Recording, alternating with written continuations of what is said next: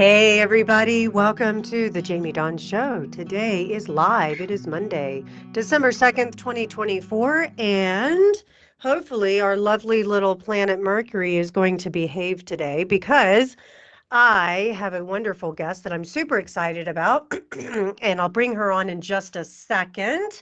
But if this is your first time joining, welcome, and you can connect in the chat room through 12radio.com. There's a chat button, take you over to our private Facebook page where Jay, thank you, Jay, for producing, wonderful producer, will let you in.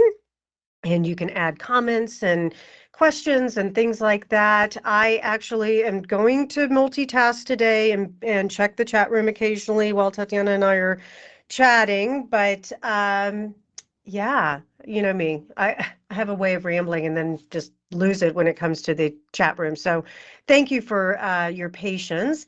And also, sorry, I'm getting over this cold. Some of you have talked to me about this. It's been going around. Plus, my beloved, as you know, is a first grade school teacher, so he's around these germ generators constantly. Brought it home last week, and now I'm dealing with my congestion. But anyways, I feel better.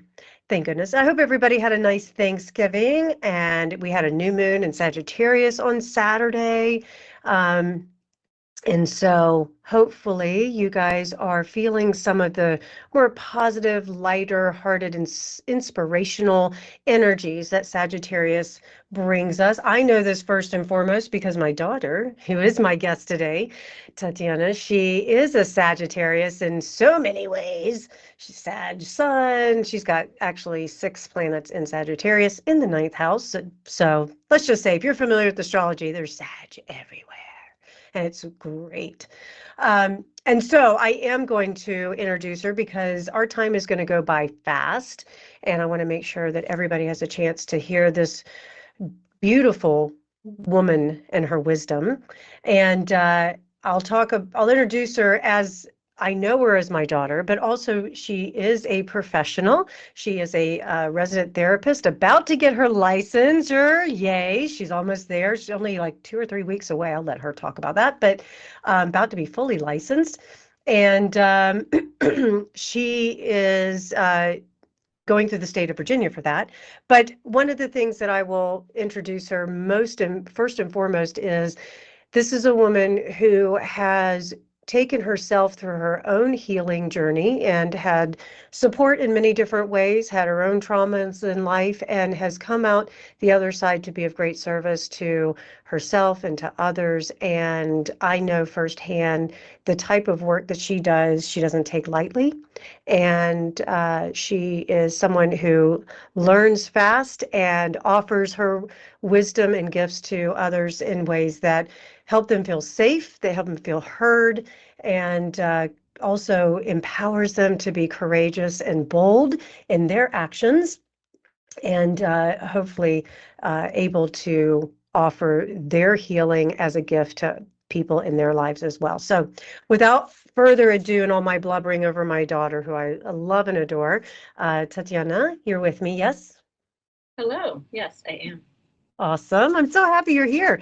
So today, especially after so much energy has been happening in the world and in our own personal lives, Tatiana and I thought it would be a really good opportunity, instead of doing a podcast, because we do have our podcast, Far from the Tree.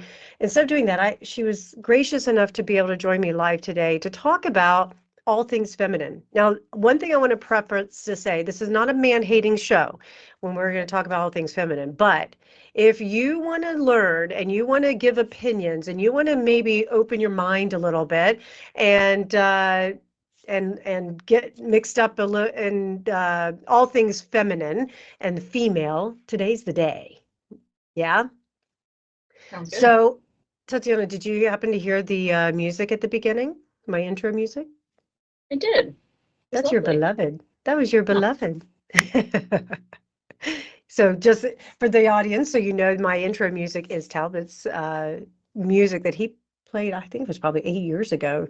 He'll have to make me some new music, but that's Tatiana's husband. So he's a wonderful musician and good man. So So, Tatiana, let's talk about all things feminine. Anything you want to just, I guess, like I say, I want to set the stage for us to talk. We're going to talk about the feminine energies and the qualities, emotions. I want to talk about misconceptions and labels and how women have been raised, things like that. Where do you want to start? I think I want to start with if anyone needs an obituary, Jamie Dawn sounds like the person to write it for you because my introduction was beautiful. So thank you. Well, I prefer not to have an obituary anytime soon for anyone. So, yeah. Um, I guess maybe starting in a recent place. Um,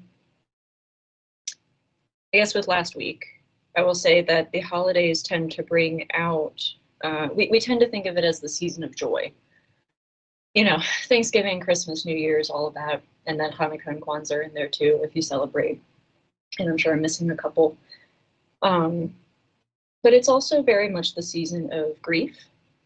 And I think it's that way for many, many reasons, whether that is literally losing a loved one or multiple loved ones, or more ambiguous losses like loss of freedom or independence or innocence. Um, and the last one, the loss of innocence, has been, I think, a big one for me, where I have become incredibly like disillusioned with the world and the way things are. Um, and that has very much given way to, yes, a lot of grief, but very much a lot of anger and resentment. Um, so I guess to go a little further, going into the anger and the resentment, for me, it feels like I'm waking up to a lot of lies. And I don't think there's anyone in particular to blame. Not that we should be looking for people to blame, but that tends to be the human mind. We have to have something to attach it to. But waking up to the lies that are in history books, and we're watching history be rewritten in front of our eyes right now. And we can see that in the way education changes, the way kids are taught, what they're being taught. And I imagine it's been that way for not just my generation, but all the ones previous.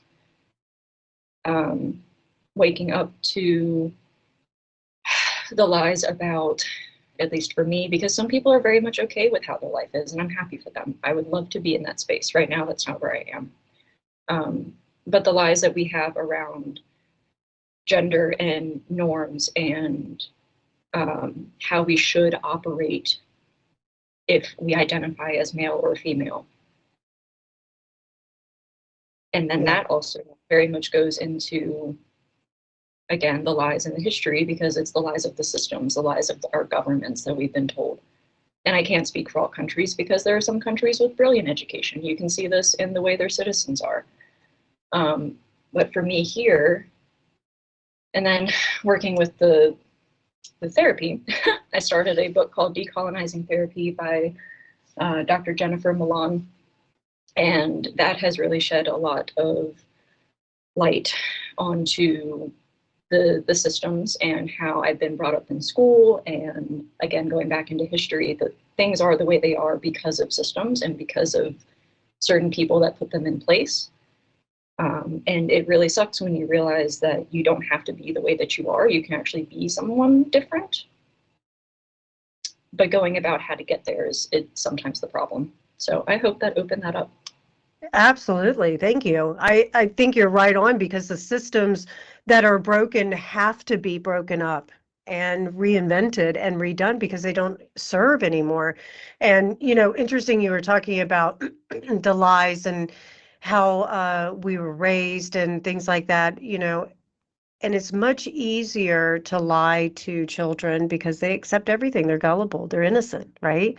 And it's easier to lie to them than to have them face or I don't want to say face it, have them discover who they are and have a voice for themselves and advocate for themselves because we think that they are too young or they don't know better, right? It's that old conditioning of like, I'm the parent, so I know better kind of thing, instead of allowing the safe space for them to discover who they are. And and I think one of the things that people are so afraid of, and the reason why some of these systems have been in place for so long, is that if we break a system, then we don't understand it and we can't control it. And people are afraid of what we can't control. We're afraid of the unknown, Mm-hmm. you know? I mean, that's my philosophy has in parenting, and part of that was because I was raised in such an oppressive environment. Not that my parents aren't good humans, because they are, but and they were limited and all that. You don't know what you don't know. But I mean, people who have known me for a long time know that it was a very oppressed religious home. And I was raised in the be seen, not heard environment, and that I wasn't allowed to rage. I wasn't allowed to have anger and show it. I had to be the good girl, some of those stereotypes. But being the rebel that I am, I kept trying to break free of that oppression or that system. And it wasn't until I was an adult that I could start doing that.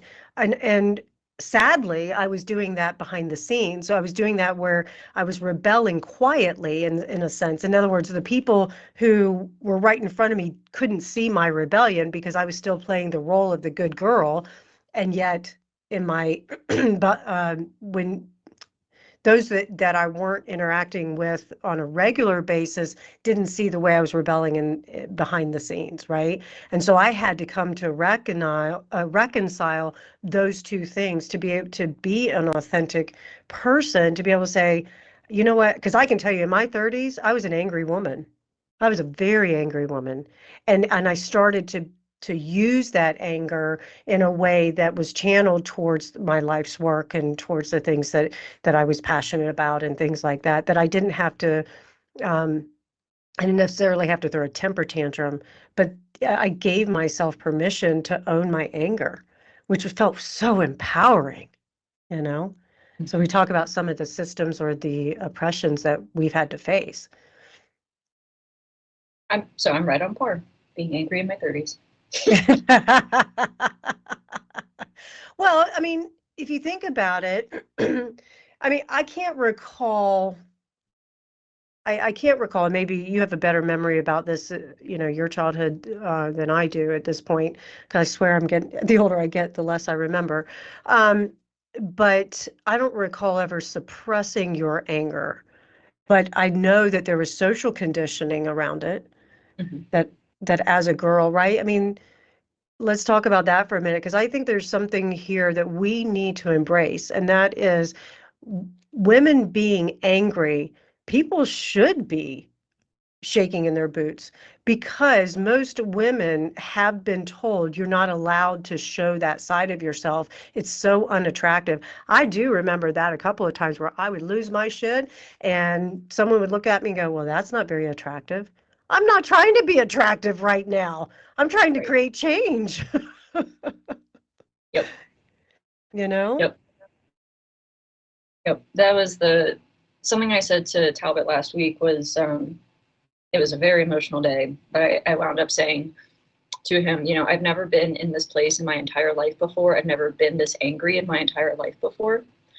And I would appreciate the patience and compassion that I have shown you over the years in trying to navigate this. And that was well received, which I appreciated. But it's true.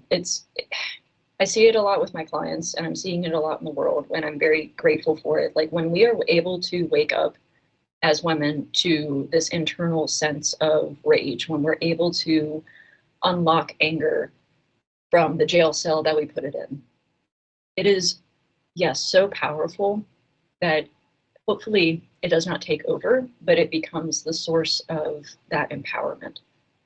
It's how we can mobilize things to, like you say, start change.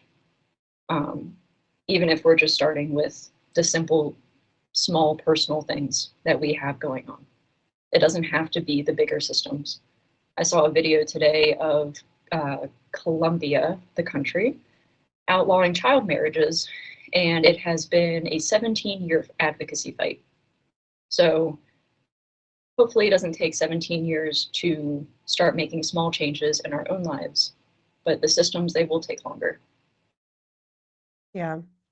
I mean, systems are put in place to try and create order out of chaos, right?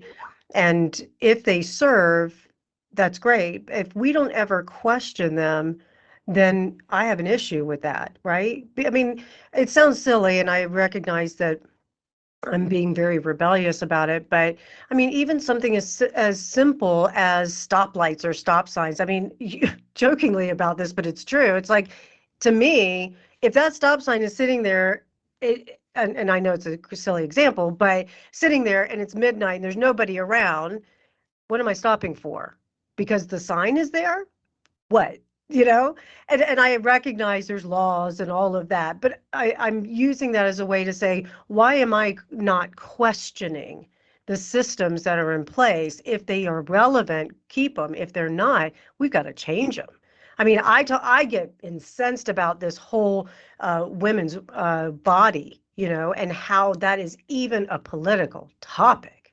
It's my fucking body. You have no political right over what I do with it.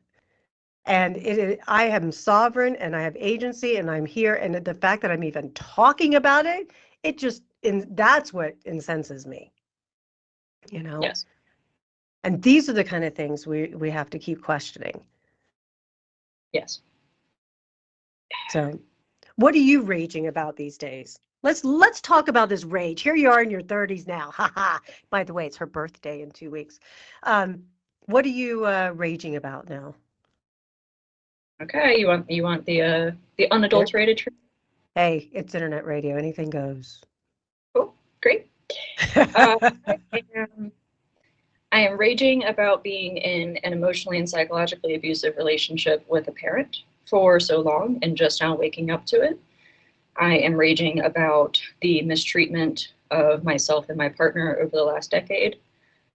I am raging over people trying to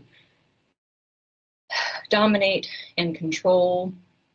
I'm trying to steady myself. I can hear my voice catching.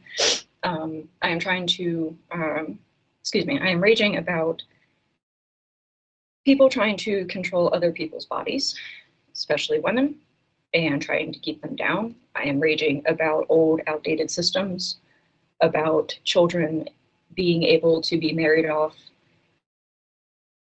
to adults when it is completely inappropriate in this day and age. I am raging about women not being able to speak to each other in other countries, one, at all, and two, about the choice to be childless or to offer dissent about their government and their policies.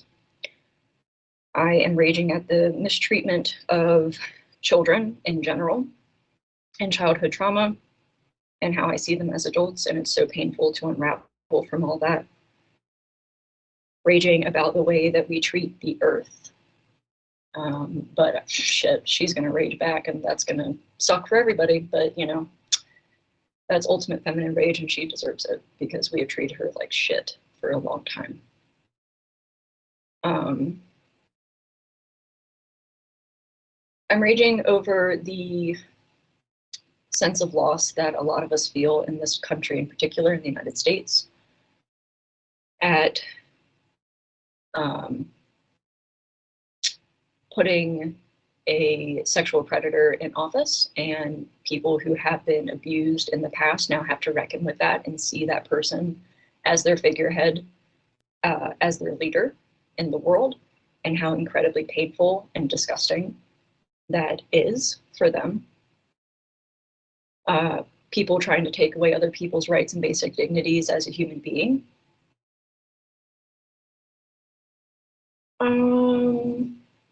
That's the gist of it. So it's life. I'm just kidding. And I just want to give you an opportunity to make whatever statement you want as you're raging about all these various topics. One of the things that you and I were talking about the other day, I love how you set that up with Talbot, where you said, this isn't me angry with all men. This is me angry with what? Could you kind of recap what you said there? Because I think it's a good setup that as we women are raging, as we are empowering our voices. I mean, I'm pissed off about that. I keep practicing self-forgiveness, but I'm pissed off of having my voice oppressed or repressed for so long. And part of that was my own fears and my own insecurities, but it was also because of the system I was raised in. And and like I said, it was that be seen, not heard kind of thing. I was taking, if I made noise, if I whispered too loud or talked at all during a church service, I was taken out and spanked. I mean, I can joke about it. It's like, yay, I love spankings, right? But sorry, that's an off-color joke. But but to create a little levity there, but it did reinforce that whole thing of like, I am not allowed to have a voice. And so I would love for you to have an opportunity to share your voice with how you set that up with when you're trying to talk about what's happening for you when you're raging. What's a good way to let the audience be prepared or to hold the space for you? Holding the space, that is a really, I think, salient term for it, because the space that I was in is exactly what I needed. I will preface it with this was a Friday. I work Monday through Thursday. I sit with clients, at least 20 every week, with their pain and their anguish. And yes, of course, sometimes we have the positive sessions, all the really good things are happening, but that's once in a blue moon, once every couple of weeks. And so sitting with this pain, and of course, in this country, we're coming out of an election as well. And all of these new policies are talking about being put forth, and we have these stupid children on the internet saying, your body, my choice. And that was one of the things that set me off. And of course, I understand the social media, we have to have boundaries with it. Totally different conversation, but absolutely do. But anyway, another video that I saw was this woman, I guess, after having children, showing her husband her body. And I don't know if this was for the clout or whatever, but in the video, he gets up and walks away. And this other guy comes on, he's like, man, if you are treating the women who bear your children like this, you don't deserve, one, to have her, but two, to have those children. She gave you the thing that you are asking for. She put her body through this labor, through this process, and for you to be so disrespectful to say, oh my God, you're ugly, it's disgusting, I can't believe that you would dare look like this in my presence. Not saying that people went that far, but it feels like that sometimes. And to dismiss her, I was so pissed. Do I have children? No. But I am a child, meaning that you, my mother, may have encountered this at some point, of someone seeing your stretch marks, of someone seeing, the loose skin, whatever it is, of having to bear a child, if not multiple. The weight gain that comes with it, the postpartum depression, trying to navigate how to raise a kid, the anxiety that just comes with being pregnant, going through pregnancy, Jesus. And then to have that dismissed, unbelievable. So that was part of it. So anyway, I was very angry. I rolled up to pick up Talbot from his job, and I was listening to heavy music, and I was pissed. I was sitting in the passenger seat. I was done driving, and people. I think I called you. Didn't I call? When I tried to talk to you on the way, and you're like, I can't talk right now. Yeah. Yep. I was like, I'm very frustrated. You're like, okay, bye. But I get there. He's looking in the car, and he sees me. He's like, uh-oh, what's happening? And I said, well, what I want to say, I'm afraid you won't be able to hear. He's like, well, no, I want to hear it. I'm like, okay, so let me preface it with this. This is not an all men discussion. This is not an all women discussion. This is a certain men and certain women discussion that think like this. And I launched into it. And for me, it was about the men and women who are disrespectful to each other and to ourselves. Mostly the men who think that women are property that should be subservient, that deserve disrespect, that deserve to be talked to any way they feel like it because they're the man. The boys that are saying, your body, my choice, because now kids, of course, have seen that online and they're just parading around school saying it, knowing or not knowing what it is they're actually saying, but perpetuating it. The, some of the mass shooters that later, if they're interviewed, say, well, I was denied sex by women, and so that's why I shot up this school or mall or wherever it was. Those were the people I was mad at. The people that feel entitled to somebody else and power and control over them. And I launched into it for probably like 15 minutes, and then I cried a lot, and we had a great rest of the night. And he was able to listen to me, and it was great. So this, of course, has also come at a lot of practice on my end with my words, and the safety that I feel in my relationship, because we worked really hard to get here. That he was able to receive that. If I hadn't prefaced the conversation that way, I don't think it would have been productive. I think you're making a beautiful point, and that is, number one, everyone is allowed to feel what they feel. Number two, if you can set the tone, if you will, or the expectation of the audience, what role they're playing, or what state of mind they can take on while you're venting, raging, whatever it might be, then you can set this up for success. I think the other third point I'll make is that you also have to know that you're safe with that audience.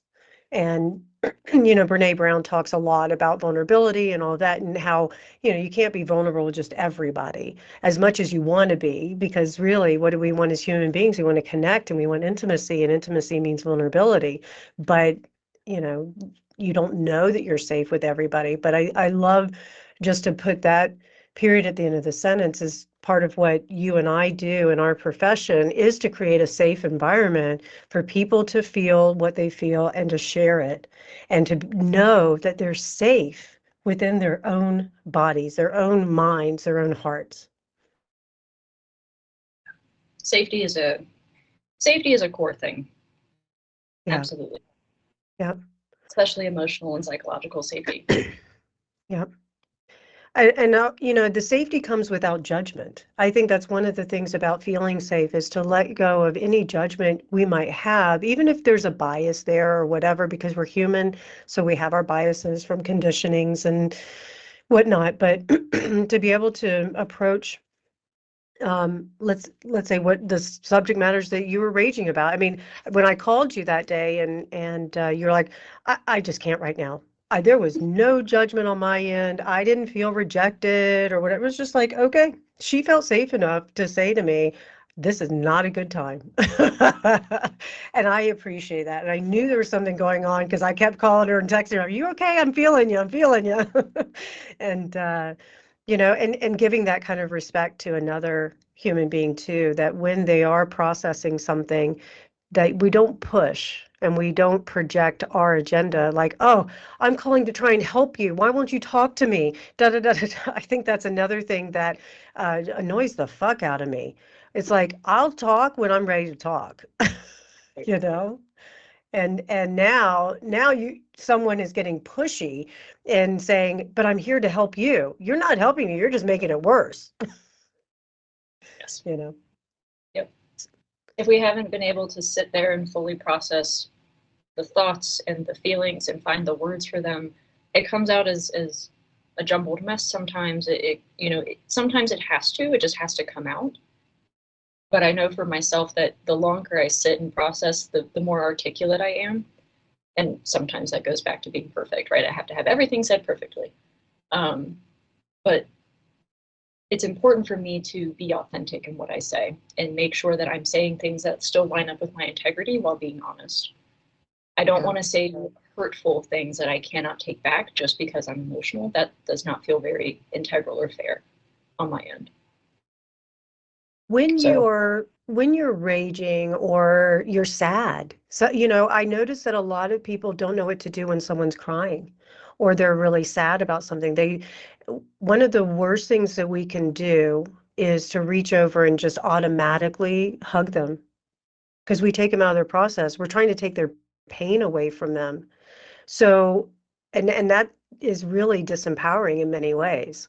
Would you agree, or would you say there was something else that could be done? What's your suggestion with that? I think it can be if we are trying to be the savior or the rescuer, we need to be checking ourselves. Most of us jump into offering problem solving and solutions because we don't know how to sit in the space and hold space for somebody going through it. So the alternative, instead of jumping in to give the hug because we assume maybe that's what we need and so they would too, is asking the question, can I give you a hug in this moment? Or do you want me to just sit here with you? Can I hold your hand? Can we go for a walk while you talk to me? Is there anything else that you need? No, I don't want to talk about it. Do you want me to talk about something else? Distract you for a little while? If we can, yes, in a sense that's offering solutions, but it's offering options. It's giving that person the power of choice. And choice is so important, especially coming into adulthood, because as kids, we don't really have it. Yes, we might have our parents or caregivers might create the space to offer, thoughts or opinions or things like that, but ultimately they are the ones who make the choice. And so as adults, having choice is important. So if someone is sad, if someone is angry, and you give them options and they have a choice and they say, I don't want any of that, I just want to scream. Cool. Can you sit there and can you let them scream? They made that choice. Yeah. We use at mystery school, we use the term holding space quite a bit, and we've worked on changing the language simply because we're not it has the indication, and I'm not saying it's not a good thing to do, holding space, but one other addition to that, it's a yes and, is that the holding still has a certain element of action behind it or not action in the negative sense, but it's like I'm clinging or I'm grabbing, if you will. And so often I'll also say we're tending the space. How am I tending this? If tending has a little bit more of the awareness around it for me when I use that word with it, I'm going to tend this space, caregive it. So if that person is really sad and like you're talking about, has the choice and says, I could use a hug. Okay, I'm going to tend them by hugging them. Or what I need right now is I just need to start throwing something and, having something available that won't hurt them or somebody else, that they can throw or whatever. So really tending that space as well. And I think, in conversation, we aren't taught how to tend conversation. We're taught how to tend, we can be taught how to tend action, right? Physicalness. But when people are talking, I've noticed so many of us get attached. I'm guilty of this. I get attached to what is being said and how it's being said that I all of a sudden make it about me, right? And I lose tending that this is their process.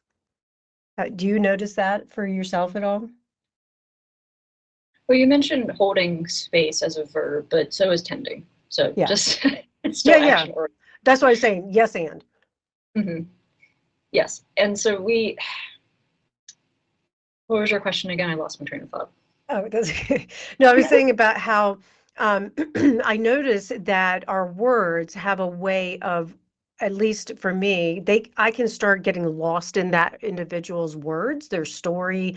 I start getting, I can take it personally. I start turning it on because of what they're saying and how they're saying. It's like, well, is this about me now? You know what I mean? So I just noticed that trend happens quite a bit of how these words and thoughts really get us wrapped around the axle when and we can take somebody out of their process by trying to talk too much, talk over them, or ask questions. We would rather feel anything else other than helpless. Yeah. So we would rather feel guilty. It was all my fault. I could have done something else, when the reality is probably not. I would love to offer you solutions because sitting here makes me feel so powerless. I want to jump in there and give you a hug because it's something other than just sitting here. Yeah. Everything is in a sense trying to empower us in some way, even if it does strip away that empowerment. Does that make sense? Yep. Yep. How Counterintuitive, I guess. So, how would you, in your experience, how would you suggest channeling the rage and anger in a positive way?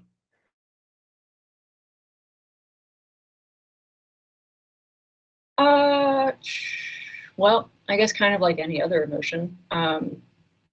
That phrase "name it to tame it" is important. If we can't name it though, because sometimes we don't have the emotional vocabulary, simply saying I'm feeling really uncomfortable right now, and that's okay. Take the why out of it. Why am I feeling like this? There has to be a reason. Okay, well, the why also contributes to us avoiding the feeling. So can we just sit with feeling uncomfortable? And if you know what that feeling is, can we sit with being angry or sad or frustrated or grieving, disappointed, and just say it's okay that I feel this way right now? If support is something you feel like you need, can you reach out to somebody who you trust that can tend to that space and just listen, or whatever else you might need in that moment? If that's not what you need, or people aren't available, movement is always good. Um, if you can go for a walk, please do, because one, being in nature is awesome. But if we can't be in nature, find a treadmill, pace in the apartment, in the house, in the backyard, whatever it is. And if we can't do that, what other kind of movement can we do? Jumping jacks, um, marches, just shaking our hands and finding a way to channel those feelings through our body so that it can process. Once the emotions are gone, we can start thinking logically. It's just the way the brain works. The brain will always go to survival first and logic and reason later. So if we can get out of survival mode and go back into logic and reason, then we can start looking at things a little bit more objectively. Love it. And you bring something up that I just want to point out for the audience is that Tatiana is pointing out the brain automatically goes to survival first. And what's funny about that is we have Mars going retrograde this weekend on the 7th, and that is going to, Mars is our planet of action, motivation, but survival as well. And with it going retrograde in the sign of Leo, and it will stay retrograde until January, end of January, 1st of February, it's going to retrograde all the way back to Cancer. And and that's going to trigger for us is it's going to start triggering inside of ourselves, because when planets go retrograde, they become more internal. That it's that survival. How am I surviving in the world? How am I surviving in my world? How am I surviving in the places that I think I belong? Maybe I don't belong here. I think what we're going to find is a lot of us questioning, do I really matter? And am I really making a positive impact in the world or in my community or in my family? And I think there's also going to be feelings that we're feeling threatened within ourselves as far as, do I belong in this body? And I just want to offer this, and this is we're just going wherever it goes today, Tatiana. I would say that for me, when I don't feel I even belong in this world, it can lead to some pretty dark thoughts. And I think people are going to be triggered by that.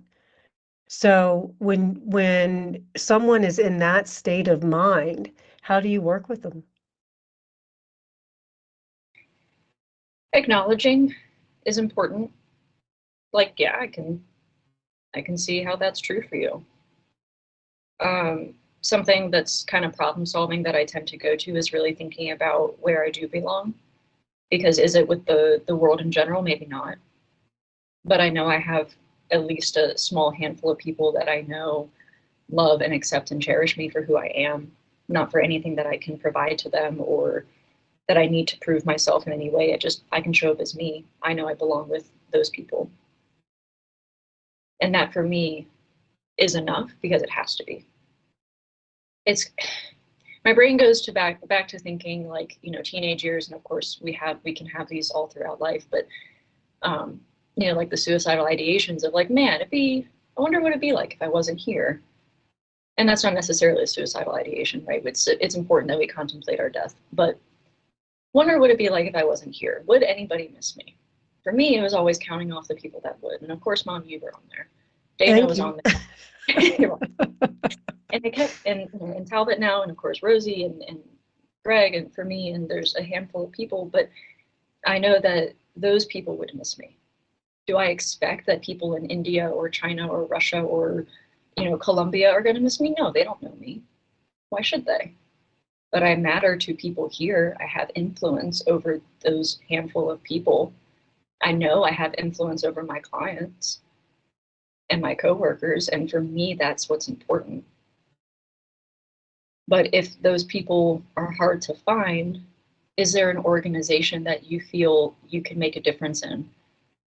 Like volunteering, especially around the holidays. Maybe those sign-up sheets are full at this point, but can we find another holiday that we can do this for in the upcoming future, or tag that away for next year and make it a priority of I can be of service to something greater than myself, and I can belong in that moment. I can provide food, I can provide clothing, I can always donate something too. If we don't have the means for that, can we just be in nature and say, you know what, I am here, I belong among the trees and the birds. Love it. So Thank you. there's to bring that out. Yeah. No, thank you. And I'm going to add on to that, because one of the trends that I find in a lot of human beings that I work with, frustration and anger, they're raging because there's an external force, meaning a person or a particular circumstance that they have no control over, but they're not getting what they want from it. Mm-hmm. And it's very easy to fall into that dark hole of rejection. It's like the universe is rejecting me because it's putting me in this survival mode, or this person who I love and adore is rejecting me, so I must not be worth anything. And trying to reconcile that for themselves is a very uncomfortable, painful process.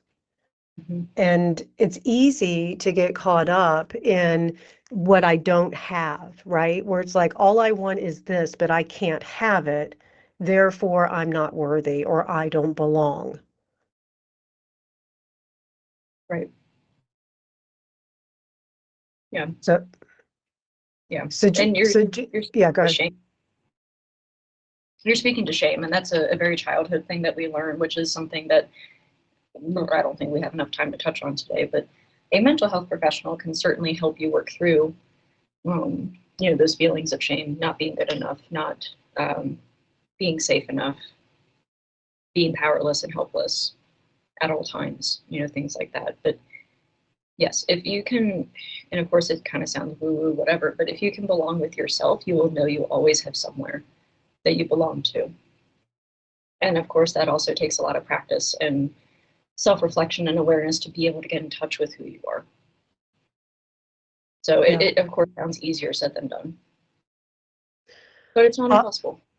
It's not. And I default to grounding practice for things like that, just as a basis. That's the foundation for my work on my own right to be here, my own self-worth and esteem and all of that. It's like the very first thing is my soul, our souls, were brilliant enough.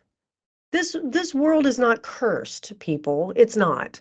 Yes, it's hard. It's painful, but it's not. We aren't here in, I mean, sometimes it feels like hell, but but our soul itself is so indestructible and wise and decided it wanted to incarnate in this thing called human, in this body, this meat suit, whatever you want to call it, and said, right here, this is consciousness having an expression as Jamie.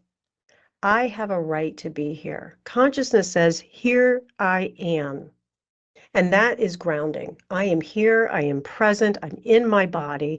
And then it's from there that I can move into the healing process, into the feeling connected to my truth and my sovereignty.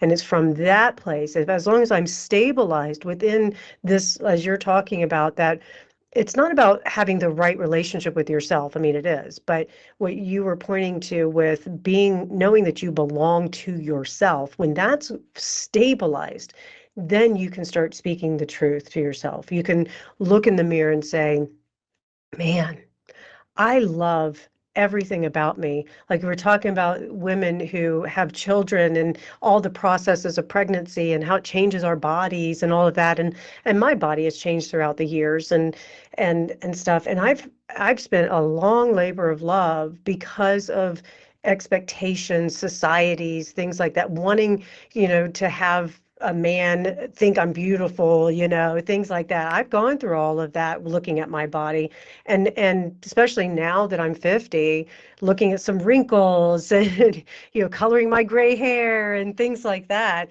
and saying, what an amazing process this human experience has become. And I love who I am as I am right now. So I want to circle back to feminine rage because this loops in perfectly.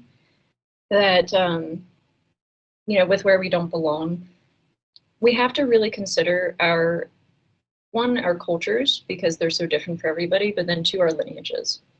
And a lot of people, especially here in the United States, this is not, let me rephrase, the majority of people here in the United States, this is not your homeland. We have traveled here by force or choice over many, many years from various places.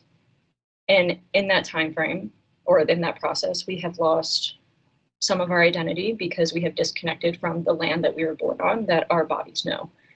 We have been disconnected from our culture because maybe it's been erased or it's been lost.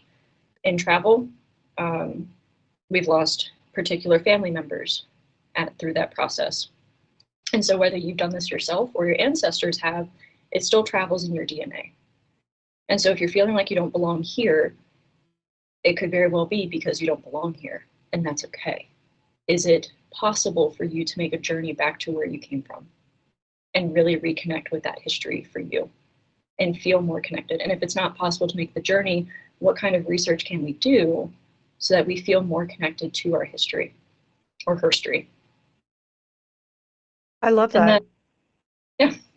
And going into that too with, aging and things like that. So more feminine rage, this goes to fuck diet culture and fuck body standards and societal norms around how a woman should age. And I know men, you have your own rhetoric, but so I'm not going to speak to that. I'm going to speak to the women part, but we're supposed to be, it's like where I am right now is like it's like the Barbie monologue. It's like America Ferrera somehow got into my head or in my life and woke me up from the Kens. And it's awful. It's empowering and it's awful. Both those things can coexist. But it is incredibly hard to do things correctly because you are always being shamed for what you're not doing. You're damned if you do and you're damned if you don't. I have to color my gray hair. I have to wear the skin tight bodysuit to hug all of my curves so I can wear this bodycon dress. I have to wear all this makeup and hide my crow's feet and my laughter lines. Your laughter lines? Embrace your laughter. That's amazing. Or guess what? If you have frown lines, that probably says that you've had a really tough life and it's been hard for you to smile and you've been betrayed and you've had a lot of loss. We have stretch mark cream. We have butt sculpting pants. We have heels. We have all of these things to try and change who we are to try to fit in. And no wonder we don't belong because we don't feel like us at all. Today, I am on my period, I am wearing sweatpants, and I am seeing clients in a sweatshirt that says therapy is dope, and I put on makeup, and that's the extent of it, and I don't care. Because I'm showing up as me, and I know my clients will appreciate it. I don't feel great. I'm not sick. I just don't feel great. And I'm going to honor that. But we've been told we don't need to honor who we are, and that is a lie, and we do. Women, anybody rather, a human being has a range of emotions. And to say that because you look like a woman or you look like a man or whatever it is, that you can only express certain ones is garbage. It's garbage. People used to say, oh my gosh, I'd rather have a boy than a girl. Why? Because girls were deemed high maintenance. I have to make sure she has all of these emotion words. I have to make sure she knows how to dress and sew and clean and cook and bear children and be ready for a husband. And but boys, historically, we haven't had to do any of that. No one cared about their feelings. You grow up, you work outside, you die. We breed you for death. We breed you to procreate and to go off and fight our wars. Good luck to you. So, historically, it has meant if I have a boy, it's easier to neglect them. When you have a child, it is important that they are well-rounded in everything, that they can survive when you are no longer around. And I'm very angry about that too, because we have all these generations of men who are emotionally constipated because it wasn't important then, and I can understand that. It wasn't a cultural norm, but here we are now, and the culture is different. And they have to be emotionally attuned. They're not always going off to fight wars. You don't need emotions in war. You need to shut that down so you can be ready to die. I get that, but that's not where we are. Other parts of the world, that's probably what they're doing, because we're seeing a lot of war and famine and genocide and survival. But here in this country, unless you're truly in survival mode, I don't have enough to pay to live, then we are afforded, of course, I'm sure there's other great things I'm missing, but we are afforded the opportunity to be in touch with our emotions. And because we're afforded that opportunity, then we need to be giving that to everybody. Amen. What a beautiful note to end the show on. Because our emotional body, it's not our only body, but it is just as important as the physical and spiritual bodies. And when all are aligned, the mind, emotion, body, spirit is all aligned, and we accept fully all of that. That's what it means to be fully human. Then we can be purposeful in the world and we can know how valuable we are. And this is where we can create positive change in the world. Thank you for joining me today, Tatiana. And I know that people who are listening would love, if nothing else, just to follow you. Tatiana's licensed in Virginia, so unless you live in Virginia, she wouldn't be able to work with you. But if they want to just follow you, stalk you, whatever, where can they find you? I'm on Instagram under the handle therapist_Tatiana. Tatiana's with a Y, not an I. Psychology Today, but again, like if it's not me and you're interested in mental health, Psychology Today is a great resource to start with, to find any practitioner in your area, to find groups. I also want to add a little side note because I thought about it after I said it. Mental health in the professional setting is not the only way to find healing. So if there's, spoken word workshops that you want to attend, or dance workshops, or there's something within your culture that feels more true for you, please go find that too. It does not always have to be in the therapy setting, because I know therapy has been whitewashed and has harmed so many people in the past. But I can tell you that me and this other generation, this newer generation of therapists coming in, are really working pretty hard to try and dismantle all that old stuff. So, yep, I'm online. Awesome. Love it. Thank you. I love you so much. Thank you, everybody, for being here. Stay tuned for all the other great shows here on 1-2 Radio. Thank you again, Jay, for producing. Have a wonderful week, everyone.